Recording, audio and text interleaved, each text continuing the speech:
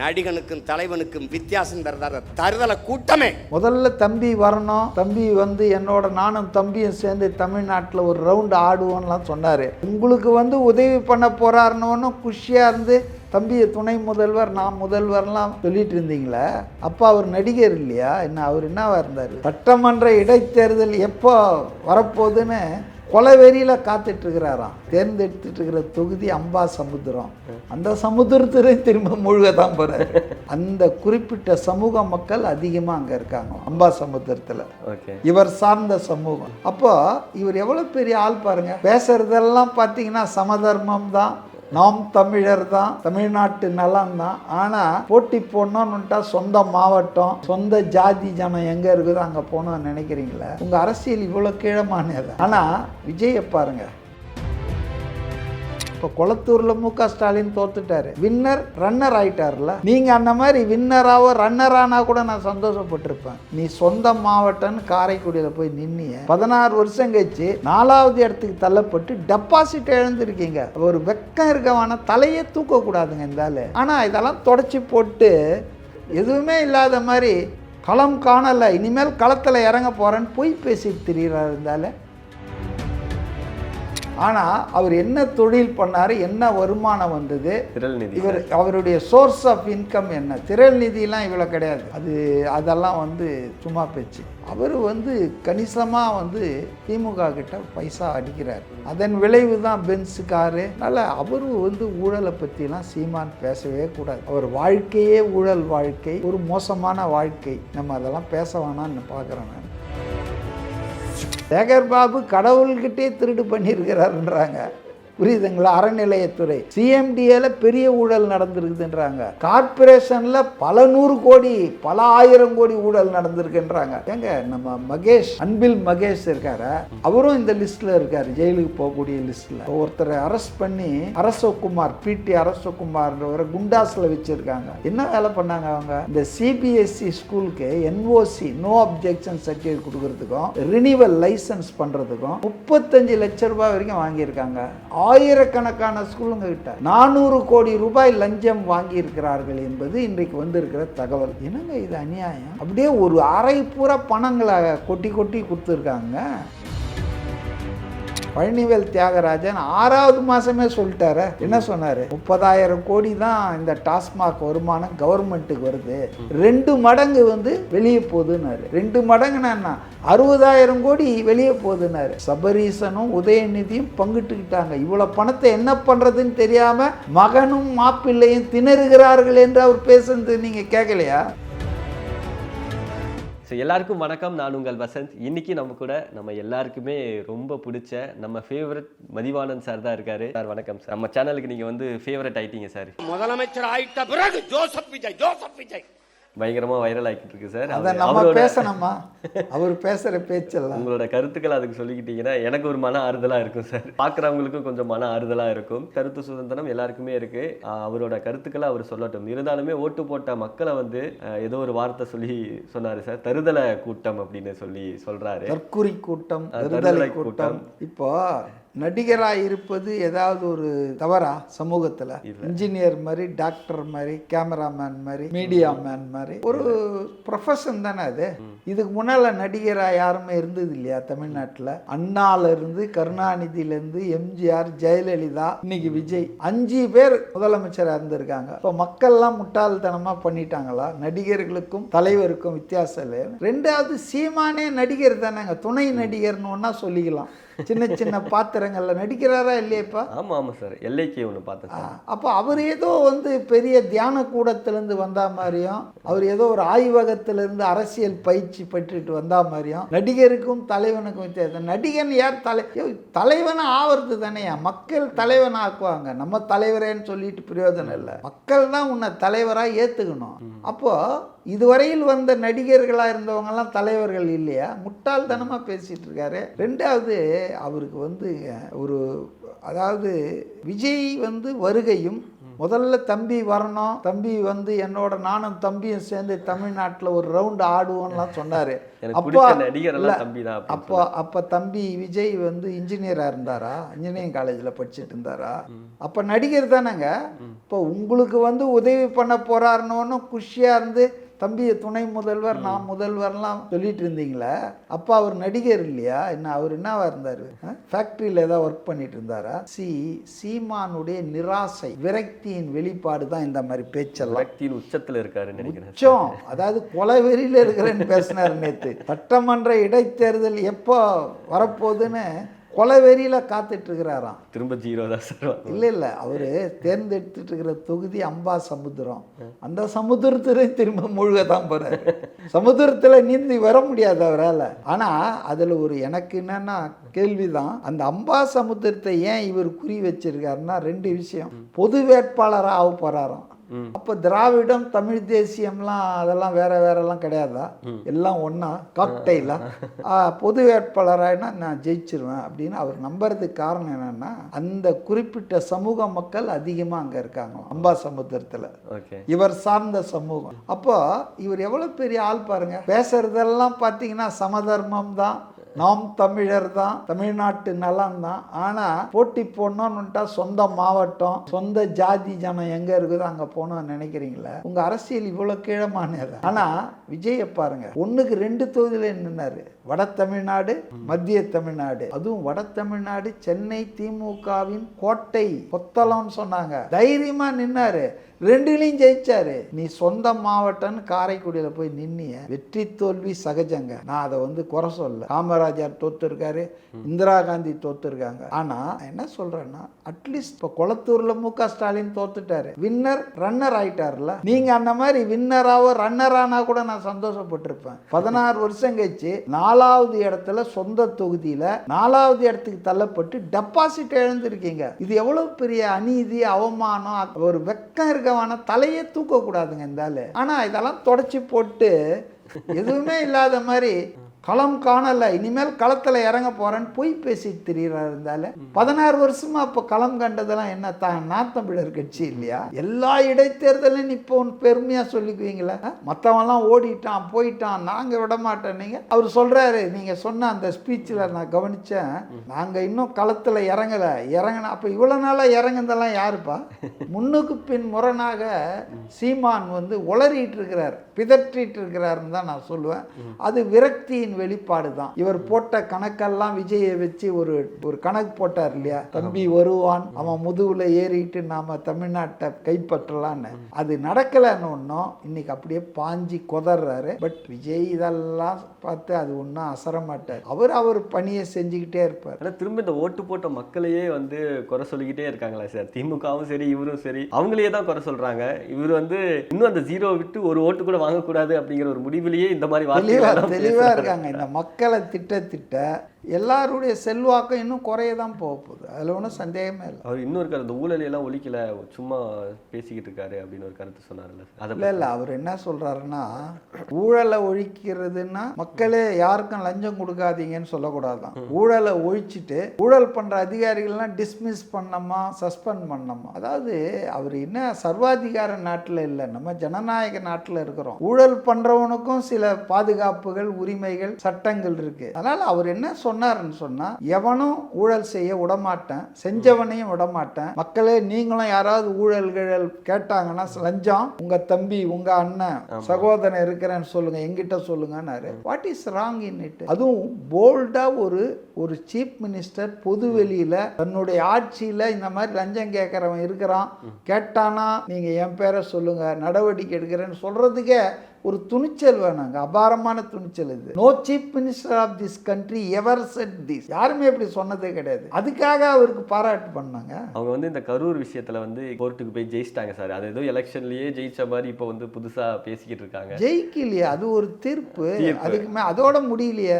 மதுரை பெஞ்சோட நீதிமன்றமே இந்தியாவில் முடிஞ்சிடுச்சா? உச்ச நீதிமன்றம் இருக்குல்ல, இது ஒரு டெம்பரரி செட்பேக்குங்க. அது கூட திமுக சொல்லி தாங்க இதெல்லாம் பண்றாங்க அவங்க. சரி, இவங்க வந்து இளைஞர்கள் எதிர்காலம், தமிழ்நாட்டு வாய்ப்பு, வேலை வாய்ப்பு பத்தினா ஏன் KN நேரு 35 லட்சம் ரூபாய் போட்டு வேலையை வித்தார?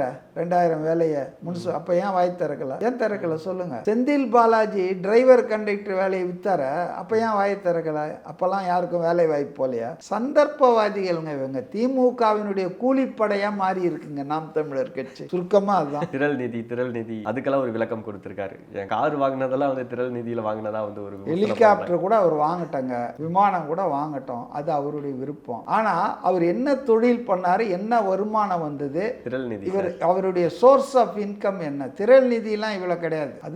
அதெல்லாம் வந்து சும்மா பேச்சு.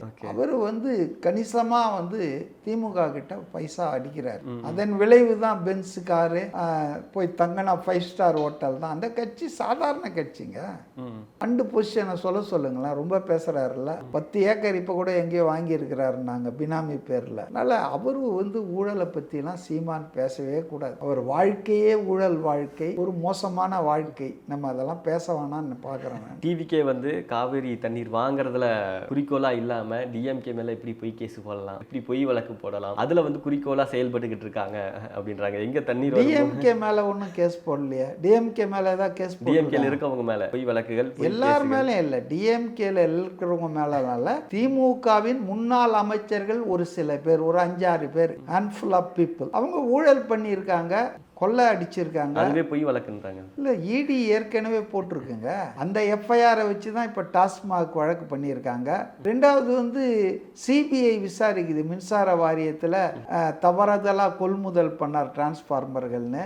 அதே போல முனிசிபல் அட்மினிஸ்ட்ரேஷன்ல நேரு அவர்கள் ஒரு 2200 அசிஸ்டன்ட் இன்ஜினியர் போஸ்ட்டை 35 லட்சம் ரூபாய் விலை வச்சு வித்துட்டார் 1000 கோடின்னு சொல்லி. அது ஒரு பிரச்சனை இருக்கு. இப்படி நிறைய பிரச்சனைகள் நாடறிந்தது தானே. பொய் வழக்குன்னா என்ன? ஏன் பொய் வழக்குனா ஏன் தலைமறைவு ஆகுறீங்க? ஒரு தலைமறைவே ஆகலையா சார்? நான் 1.5 வருஷமா ஜெயில இருந்தேன், நான் ஏன் தலைமறைவு ஆகணும்?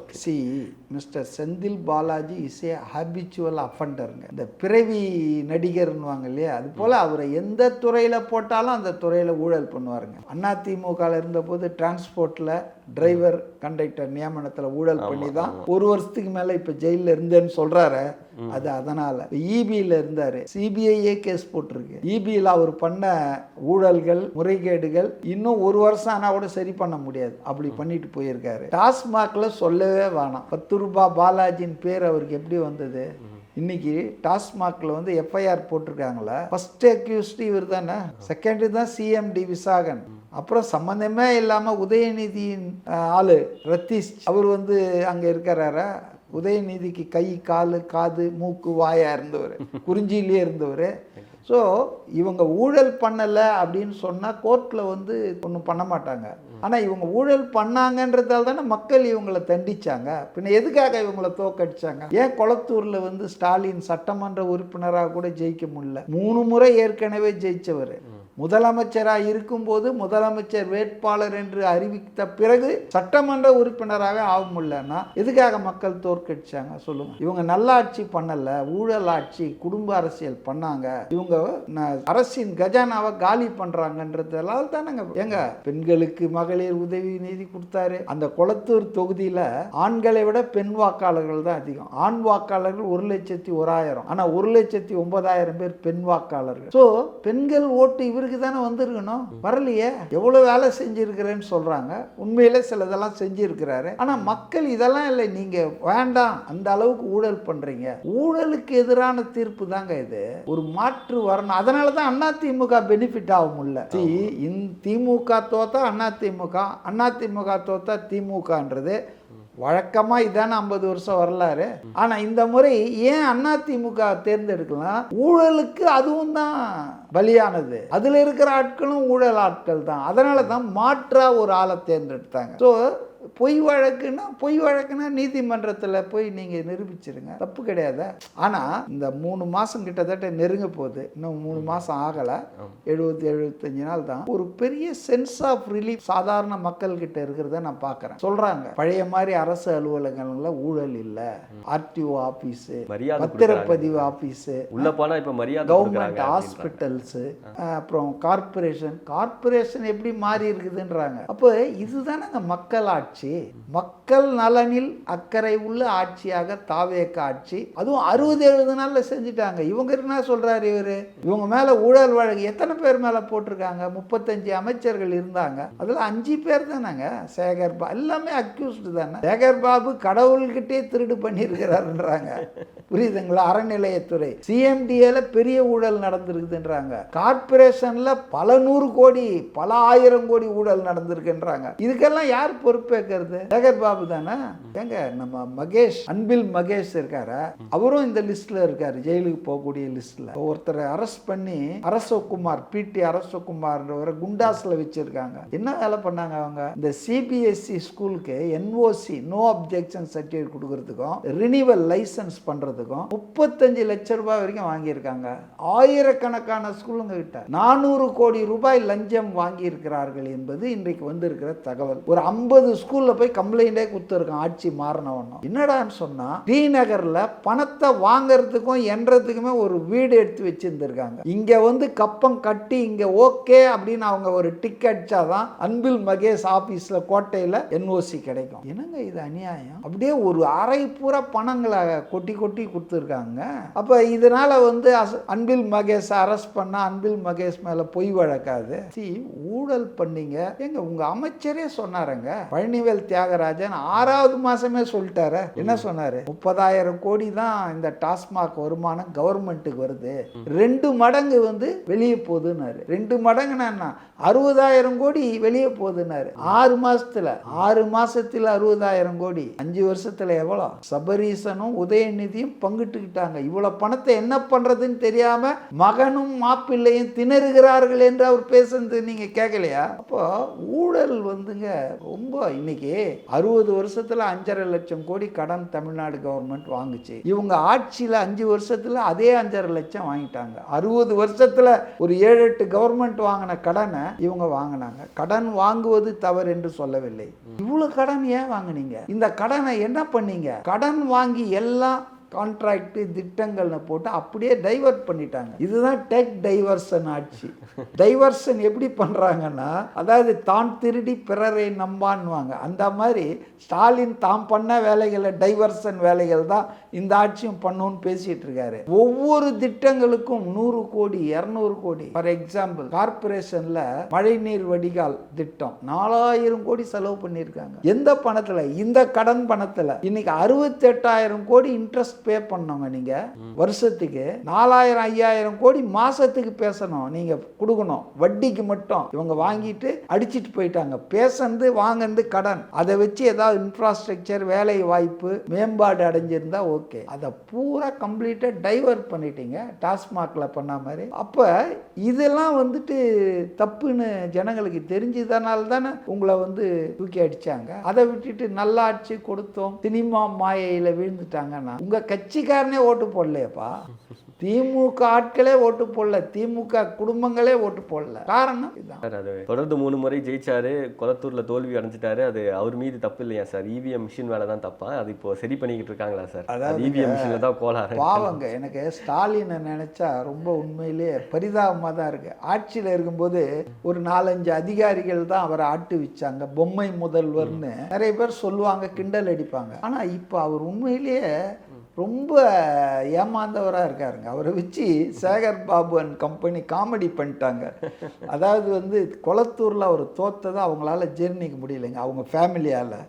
ரொம்ப கெடுபிடியாக இருந்தாங்க. இப்போ அப்படியே 1 மாதம் கழித்து இவங்க போய் என்ன சொல்லியிருக்காங்கன்னா, கொளத்தூருக்கு இன்சார்ஜ் வந்து சேகர் பாபு தான், அவர் தான் மாவட்ட செயலாளர் கட்சிக்கு, சென்னை நகரத்துக்கே பொறுப்பான அமைச்சர் அவர் தான் இந்த கொளத்தூர் தொகுதியை பார்த்துக்கிட்டு இருந்தார், மேனேஜ் பண்ணார். ஸோ அவர் என்ன போய் நிர்வாகிகளை கூப்பிட்டு போய் சொல்லியிருக்காருன்னா, வந்து நமக்கு ஓட்டெல்லாம் வந்துருக்குங்க, ஆனால் மிஷினில் ஏதோ கோளாறு ஆயிடுச்சு, நம்ம தோக்கிறதே இல்லைங்க, நம்ம ஓட்டு வந்துருக்குங்க அப்படின்னு சொல்லியிருக்காரு. இதை இவர் நம்பி பாவம் இவர் பல லட்சம் கட்டி எலெக்ஷன் கமிஷன் கிட்ட ஒரு கோரிக்கை வச்சு மே 4ஆம் தேதி ரிசல்ட் வருது, 7ஆம் தேதி ரெப்ரசன்ட் பண்றாரு. இவிஎம் மிஷின் எல்லாம் ஆய்வு பண்ணோம். அதாவது 14 பூத்துல தான், அந்த 14 பூத்துல மொத்த ஓட்டே 10,000 சில்லறை தான். நான் என்ன சொல்ல வரேன்னா, அது நடந்துட்டு இருக்கு. 7 நாளா நடக்கணும், நடுவில் 2 நாள் நின்று போச்சு. அதுல ஏதோ டேகு காணும், கையெழுத்து பின்னால இருக்குது, சீலை காணும். ஏயா இதெல்லாம் பார்த்து தானே உடைச்சி எடுத்து தானே கவுண்டிங் பண்ணாங்க. உங்க ஆட்கள் இதெல்லாம் வெரிஃபை பண்ணி கவுண்டிங் பண்ணி கையெழுத்து போட்டுட்டு தானே டிக்ளேர் பண்ணாங்க. ஒன்னு சொல்றேங்க இல்லைங்க, எலெக்ஷன்ல மட்டுங்க தப்பு நடந்துச்சு அப்படின்னா எலெக்ஷன் ஆபீசரே நினைச்சாலும் திருத்த முடியாது. ஒன்ஸ் டிக்ளரேஷன் ஆகி சர்டிபிகேட் கொடுத்தாச்சுன்னா நீங்க கோர்ட்டுக்கு தான் போகணும் த்ரூ எலெக்ஷன் பெட்டிஷன். அது எப்படி நடக்கும்னா, இன்பதுரை ஜெயிச்சது தப்புன்னு சொல்லி அப்பாவு தான் ஜெயிச்சிருக்கணும்னு சொல்லி 2 எலெக்ஷன் கழிச்சு தான் இப்ப தீர்ப்பு வந்தது. அதுக்கு 10 வருஷம் எடுத்துக்கோ, இல்லை குறைஞ்சதா 7-8 வருஷம் எடுத்துக்கும். ஸோ அதை இவர் செய்யல. இவர் போகாத ஊருக்கு போய் எலெக்ஷன் கமிஷனுக்கு பெட்டிஷன் கொடுத்து இந்த 14 தொகுதியில் இருக்கிற ஒரு 42 இவிஎம்ஸ்ல நாங்கள் விசாரிக்கணும், கண்ட்ரோல் யூனிட், விவிபேட் இதெல்லாம் பார்க்கணும்னு சொன்னாங்க. அதுக்கு அவங்க ஏற்பாடு பண்ணிட்டாங்க. இவர் பணத்தை கட்டிட்டாரு.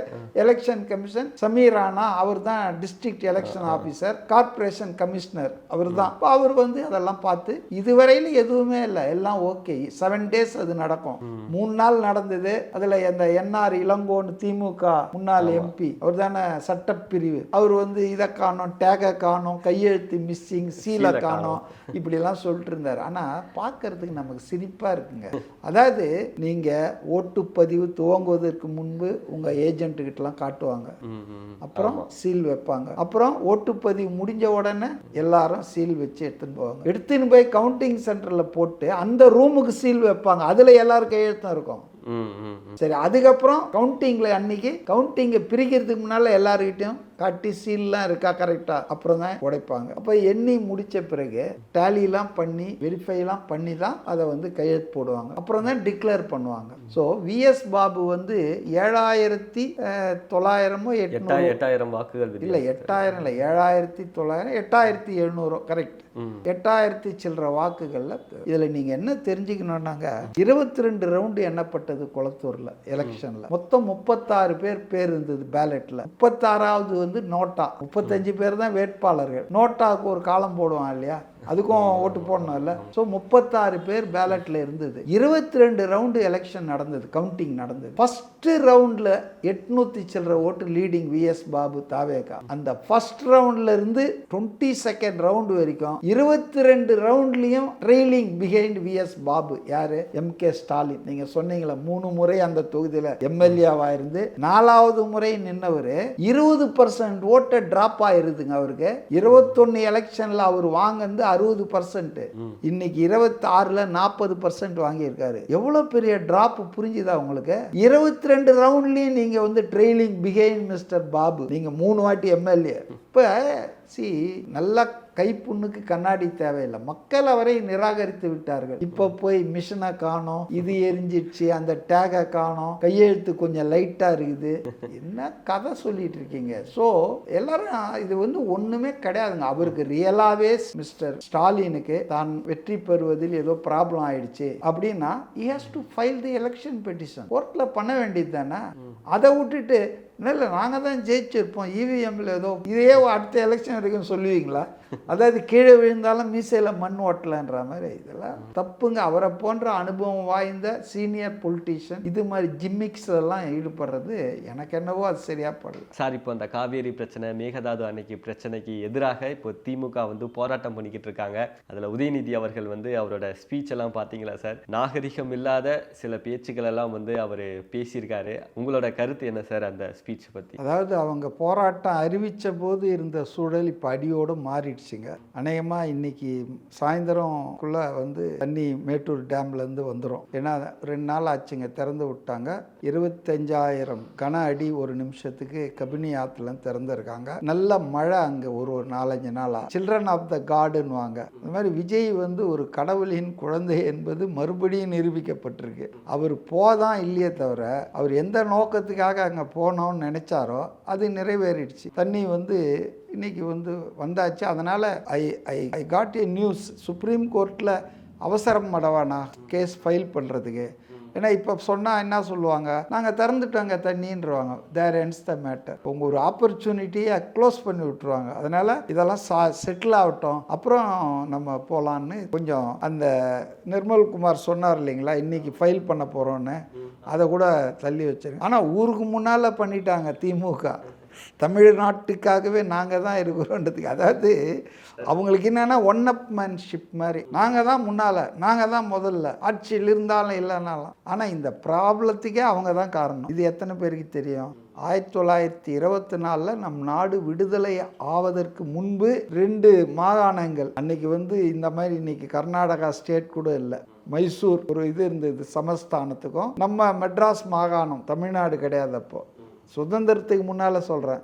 அப்போ ஒரு 50 வருஷத்துக்கு உடன்பாடு போட்டாங்க, இந்த காவேரி நீரை how to share between the ஸ்டேட்ஸ்னு. 50 வருஷம் முடிஞ்சது 1974. இப்போ 73லேயே நம்ம உஷாராக இருக்கணும். ஏன்னா நம்ம கீழ்மடை மாநிலம், நம்ம கீழே இருக்கிறோம், நமக்கு அங்கே நினைச்சா அவன் தடுத்துடலாம். அட்வான்டேஜ் பொசிஷனில் கர்நாடகா இருக்குது. அப்போ நாம தான் கொஞ்சம் உஷாராக இருந்து எச்சரிக்கையாக இருந்து 24 அந்த ஒப்பந்தம் முடியுது. 50 வருஷம் ஒப்பந்தம்னா அதை 23லேயே நெகோசியேஷன் ஸ்டார்ட் பண்ணியிருக்கணும். ஆனால் 24 முடிஞ்சு அது லேப்ஸ் ஆகிப்போச்சு. 74 அதான் 50 வருஷம் 74 முடிஞ்சது. அதுக்கப்புறம் அந்த உடன்பாடு போடாததால், புதுப்பிக்காததால் இப்போ எந்த உடன்பாடும் இல்லை. இது காரணம் அன்னைக்கு திமுக முதலமைச்சராக இருந்த மு கருணாநிதி தான். அவர் வேற விஷயங்கள்லாம் கான்சென்ட்ரேட் பண்ணிட்டு இருந்ததால், how to loot the state, how to increase the corruption, இதில் ரொம்ப உற்சாகத்தில் இருந்ததால் இந்த வாழ்வாதார பிரச்சனையை விட்டார். அதன் விளைவு தான் இன்றைக்கும் நம்ம தமிழ்நாடு அனுபவிச்சுட்டு இருக்கிறோம். நம்பர் 1 ஷேரிங் ஆஃப் வாட்டரில். அதுக்கப்புறம் ஜெயலலிதா பீரியடில் ஏதோ கொஞ்சம் பெரிய முயற்சியெல்லாம் எடுத்து இந்த வாரியம், ஆணையம், அது இது எல்லாத்தையும் அமைச்சாங்க. இப்போ எவன் சொன்னாலும் நான் கேட்க மாட்டேன், உச்சநீதிமன்றம் அப்படின்னு ஒரு அடங்காப்பிராயத்தனமாக கர்நாடக அரசு பண்ணிட்டு இருக்கு. அதுதான் இன்னைக்கு பிரச்சனை. அப்போ மூல பிரச்சனை திமுக தான், அதில் ஒன்றும் சந்தேகம் இல்லை. அதே போல் இன்றைக்கி மேகதாது அணை கட்டுற விஷயமும் எல்லாமே மே 10க்கு அப்புறம் உருவானதல்ல, பல ஆண்டுகளுக்கு முன்பே. எனக்கு நல்லா ஞாபகம் இருக்குது, பாபு சண்முகம்னு ஒரு திமுக அமைச்சர், அவர் அப்போ திமுகவில் இருந்தாரா அதிமுக இருந்தார், ஏன்னா இவங்க மாறி மாறி ஆட்சி பண்ணியிருக்காங்க. அப்போ தான் கபினி அணையும் ஏமாவதி அணையெல்லாம் கட்டினாங்க. கட்டவே கூடாது. காவேரி ஆற்றில் இன்றைக்கி நம்ம சொல்கிற வாதங்கள்லாம் அண்டை மாநிலத்தின் அனுமதி இல்லாமல் அப்போ அனுமதி கொடுத்துட்டாங்க. இல்லைன்னா இந்த ஒரு 4 அணைகள் கட்டி இருக்க வேண்டிய அவசியமே இல்லை. ஆனால் இன்றைக்கி ஏதோ மேகதாது புதிய பிரச்சனை மாதிரியும் அதை இன்னைக்கு காங்கிரஸ் கூட்டணி அரசு தானே இருக்குது, இவங்க ராகுல் காந்தியை யூஸ் பண்ணி அதை தடுக்கலாமான்னா, நான் என்ன கேட்குறேன்னா, இந்த மேகதாது பிரச்சனை எவ்வளோ நாளாக இருக்குது? ஒரு 3-4 வருஷத்துக்கு முன்னால் இருந்து இருக்குது எனக்கு தெரிஞ்சு. சரி, நீங்கள் 5 வருஷம் காங்கிரஸோட தானே கூட்டணியில் இருந்தீங்க. அப்போ சித்தாராமையா தானே காங்கிரஸில் சீஃப் மினிஸ்டர் இருந்தார். நீங்கள் ஏன் அதை பேசி திமுக டக்குன்னு நீங்கள் தான் ராகுல் காந்தியை பிரதமர் வேட்பாளர்னு அறிவிச்ச ஆளுங்களாச்சே, ஸோ க்ளோஸ். நீங்கள் ஏன் அந்த மேகதாது அணைப்பையே கைவிடுங்கப்பா, ஒரு முடிவு எடுத்துருங்க கேபினெட்டில். தமிழ்நாடு அப்ஜெக்ட் பண்ணுறதால நம்ம அதை கைவிடுறோம்னு சொல்ல முடியல. அப்போ தாவேகா மட்டும் காங்கிரஸை பயன்படுத்தி இது இன்டர் ஸ்டேட் பிரச்சனை, 2 மாநிலங்களுக்கான பிரச்சனை, கட்சிகளுக்கான பிரச்சனை இல்லை. ஆனால் துரதிருஷ்டவசமா அது காங்கிரஸ் கட்சியாக இருந்தாலும் பாஜகவா இருந்தாலும் அவங்களுக்கு steaks R high only in Karnataka. ஏன்னா அந்த மாநிலத்தில் தான் அவங்க ஆட்சி அமைப்பதோ இழப்பதோ நடக்கக்கூடிய காரியமா இருக்கு. இன்னும் 2 வருஷத்துல அங்கே சட்டமன்ற தேர்தல் வரப்போகுது கர்நாடகாவில். ஸோ நிச்சயமாக அந்த கட்சிகள் கர்நாடகா வாக்காளர்கள் கர்நாடக மக்களின் ஆதரவை பெறணும்னு நினைப்பாங்களா, இழந்துடணும்னு நினைப்பாங்களா? ஆனால் தமிழ்நாட்டை பொறுத்தவரையில் பாஜகவுக்கு 1 எம்எல்ஏ, காங்கிரஸுக்கு 5 எம்எல்ஏ, ஆட்சி அமைக்கிற நிலையே இல்லை இன்னும் ஒரு 10-50 வருஷம் ஆனாலும். அப்போ அந்த கட்சிகள் நார்மலாக நான் சொல்கிறேன், கட்சிகள் எந்த மாநிலத்துக்கு ஃபேவராக இருக்கணும்னு பார்ப்பாங்க. தேசிய கட்சிகள் எல்லாத்துக்குமே பிரச்சனைங்க. இப்போ அதிமுக திமுக மாதிரி மாநில கட்சியாக இருந்தால் பிரச்சனை இல்லை, இதே ஒரு மாநிலத்தையே பேசிகிட்டு இருக்கலாம், நாங்கள் தான். பட் காங்கிரஸோ பாஜகவோ அப்படி பேச முடியாது. ஏன்னா they have to speak for all the states, they have to speak for all the area. நாடு பூராவும் இருக்கணும், அவங்க ஒரு தமிழ்நாட்டுக்கு மட்டும் சப்போர்ட் பண்ண முடியாது. ஸோ இந்த தர்ம சங்கடம் எல்லா அரசியல் கட்சிக்கும் இருக்குங்க. அதனால உடனே காங்கிரஸ் கூட்டணி நீங்கள் போங்க, ராகுல் காந்தி சொன்னால் ராகுல் காந்தி கொல்லிக்கட்டை எடுத்து தலையை சொரிஞ்சுக்கு வர, கவர்னர் இப்போ நீ காங்கிரஸ் ஆட்சி கர்நாடகாவில் இருக்கு அது கவர்னர்னு அவர் பேசுவாரா? இல்லை, ஒரு பிராக்மேட்டிக் பொலிட்டீஷியனாக நம்ம பார்த்தோம்னா எல்லாம் அது ஒரு இணக்கமான தீர்வு வரலாம், ரெண்டு பேரும் ஒத்துக்கிற தீர்வு வரலாம். ஆனால் ஒன் சைடடாக ஒரு ஸ்டேட்டுக்கு சார்பாக நின்று யாரும் பேச மாட்டாங்க. ரெண்டு மாநிலங்களும் ஒற்றுமையாக இருக்கணும்னு பேசுவாங்க. இப்போ 2 நாளைக்கு முன்னால் பார்த்தேன், எதிரப்பான்னு முன்னாள் பாஜக முதல்வர் கர்நாடகாவில் அவர் ரோட்ல இறங்கி போராடுறாருங்க, ஒரு சொட்டு தண்ணி விடக்கூடாது தமிழ்நாட்டுக்குன்னு. அப்ப காங்கிரஸ் அங்க என்ன நிலை எடுக்க முடியும்? கொஞ்சம் யோசிச்சு பாருங்க. தீவிர நிலை எடுக்கிறாங்க தமிழ்நாட்டுக்கு எதிராக. ஆனா இங்க டிராமா போடுறாரு நயினார் நாகேந்திரன், அஸ்வத்தாமன், இவங்க வானதி, தமிழிசையெல்லாம் தமிழகத்துக்கு தண்ணீர் வரணும்னு இவங்க இங்க டிராமா. என்ன டிராமா இது? ஒரே கட்சி கேட்டா நாங்க இங்க தமிழக பாஜக தமிழ்நாட்டுக்கு தண்ணி கேக்குது, கர்நாடக பாஜக கர்நாடகத்துக்கு தண்ணி கேக்குது. யாரை ஏமாத்துறீங்க? அதனால இந்த பிரச்சனை வந்து ஒரு டெலிகேட்டான பிரச்சனை, 2 ஸ்டேட் சம்பந்தப்பட்ட பிரச்சனை, நீண்ட காலமா தாவாவில் இருக்கிற பிரச்சனை. உச்ச நீதிமன்ற தீர்ப்புகளை அமுல்படுத்த மாட்டேன்னு பிடிவாதம் பண்ற ஒரு மாநிலமா கர்நாடகம் இருக்கு. Whether it is run by BJP or run by Congress, அது வித்தியாசம் இல்லை. அவங்க அதுல ஒன்னா இருக்காங்க. நேத்து கூட பாருங்க சர்வ கட்சி கூட்டம் போட்டிருக்காங்க. அங்க முன்னாள் முதல்வர்கள் 5 பேர் கலந்து இருக்காங்க, பாஜக காங்கிரஸ். நம்ம ஊர்ல அப்படி போட முடியுமா? ஸ்டாலின் வரமாட்டார், ஈகோ, அவரு இவர் அனுப்பிச்சு விடுவாரு துரைமுருகன். இபிஎஸ் வரவே மாட்டாரு, அவருக்கு ஒரு ஈகோ. அங்க விஜய் தலைமையில கூட்டம் நடக்கும் போது நாம போய் பார்வையாளர், அதனால அவர் வந்து அக்ரி கிருஷ்ணமூர்த்தி அனுப்பிச்சு வைப்பாரு. ஈகோ பிடிச்சவங்க நம்ம தமிழ்நாடு பொலிட்டீஷியன்ஸுக்கு இருக்கிற ஈகோ, ஒரு செல்ஃபிஷ்னஸ் கர்நாடகாவில் இல்லை. அவங்க ஸ்டேட் இன்ட்ரெஸ்ட்னு எல்லாம் ஒன்னா சேர்றாங்க. அதனால நேற்று அவங்க கூட்டினாங்க. அப்ப அதே மாதிரி இங்க கூட்டலாமா? இங்க அதே மாதிரி இல்லையே சிச்சுவேஷனு. அங்க எல்லாம் ஒன்னா நிக்கிறாங்க. இங்க நீங்க தாவேக ஆட்சியால தான் இதெல்லாம் வந்தா மாதிரி பேசிட்டு இருக்கீங்க. இங்க எல்லாரும் ஒன்னா நிக்கிறாங்க சார், டிவிக்கு எதிராக ஒன்னா நிக்கிறாங்க. திமுக நிக்குது, அண்ணா திமுக. ஏன்னா அவங்க அதிகாரத்தை இழந்துட்டாங்க, அவங்க இன்னும் அந்த மனநிலையில இருக்காங்க. ஸோ அதனால வந்துங்க 2வது நாளை மறுநாள் சட்டசபை கூட போகுது. தீமான் மாதிரி ஆளுக்கு ஒன்னா சட்டசபையில் ஆள் இல்லை, நான் எப்படி கருத்து தெரிவிக்கிறது கவலை இருக்கலாம். பட் அரசியல் கட்சிகள் 10-15 கட்சிகள் இன்னைக்கு இருக்காங்கல்ல, அதுல சொல்ற கருத்தை சொல்லலாம். எதுக்கு சட்டசபையை வர்ற நேரத்தில் இதுக்கு ஒரு ஆள் பார்ட்டின்னு டிராமா போடணும்? 2வது ஒத்த கருத்து இருந்தா போடுறதுல தப்பு கிடையாதுங்க. ஒத்த கருத்தே இல்லையே. நீங்க பிரச்சனையே விஜய் தான்றீங்களா? பிரச்சனையே தாவேக அரசால் தான் இந்த பிரச்சனைலான்றீங்களா? கர்நாடகாவை விட்டாங்க, பாஜக விட்டாங்க. நேற்று பாருங்க, பாஜக அமைச்சர்கள் முன்னாள் முதல்வர்கள் கலந்து கொண்டதில் நான் தப்புன்னு சொல்ல. மத்திய அமைச்சர்கள், மத்திய அரசுல அமைச்சரா இருக்கிறவங்க 3-4 பேர் கலந்து இருக்கிறாங்க கர்நாடகத்தை சார்ந்தவங்க. இது தப்பு இல்லையா? இது 2 மாநிலங்களுக்கு இடையே பிரச்சனை. நீங்க ஒதுங்கி நிக்கணும். மத்திய அரசு என்பது தாய் போல 2 பிள்ளையும் சமமா தான் பாவிக்கணும். அதிலும் குறிப்பா பாத்தீங்கன்னா ஒன்றிய அரசின் இணை அமைச்சர் நீர்வளத்துறைக்கு சோமண்ணா அவர் வந்து உட்கார்ந்துட்டு இருக்கிறாரு. இப்ப என்ன நியாயம் கிடைக்கும் ஒன்றிய அரசுல இருந்து நமக்கு? அதுவும் நீர்வளத்துறையில அந்த சோமண்ணா வந்து நேற்று பங்கெடுத்தது தவறு. அவரை இலாக்கா மாற்றம் பண்ணணும்னு சொல்லி தமிழ்நாடு அரசு கோரிக்கை வைக்கணும்ன்றது என்னுடைய வேண்டுகோள். ஏன்னா இந்த மாநிலங்களவையில் ஒருத்தர் படிச்சார் இல்லையா, சௌத்ரி, அப்படிலாம் ஒன்றும் இல்லை தீர்ப்புலன்னு, அதை எழுதி கொடுத்ததே இந்த சோமண்ணா தான். ஆனா எழுதி கொடுத்துட்டு இவர் இணை அமைச்சர், அவரும் இணை அமைச்சர், இவர் பேசினா அது ரொம்ப மோசமா இருக்கும் இல்லையா, கர்நாடகத்துல ஆள் பேசுறான்னு. அதனால அவரை பேச வச்சார், பதில் படிக்க வச்சார். So Somanna should be shifted to some other portfolio, some other ministry, because ஒரு கன்னடத்துக்காரர் அங்க உட்காந்துக்கிட்டு எங்களுக்கு நியாயம் கிடைக்கும் appears to be good தானே. அதாவது நீ நல்லவனாகவும் இருக்கணும், நல்லவன் போல மற்றவர்கள் நினைக்கிற மாதிரி இருக்கணும்ல. சோமண்ணா கர்நாடகா எம்எல்ஏ, பழைய எம்எல்ஏ, இப்போ எம்பி, அவர் வந்து அங்கே உட்காந்துக்குவாரு, எங்களுக்கு நியாயம் கிடைக்கும்னா தமிழ்நாடு எப்படி அதை கருத முடியும்? மாதிரி கர்நாடகத்துக்கு ஆதரவாக தாங்க மத்திய அரசு இருக்குது.